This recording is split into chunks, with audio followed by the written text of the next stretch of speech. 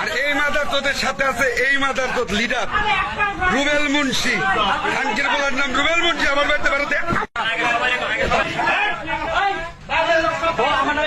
এই যে একটা আছে ডাকাত দলের সদস্য, ঠিক আছে, এরা হইলে ডাকাত দলের সদস্য।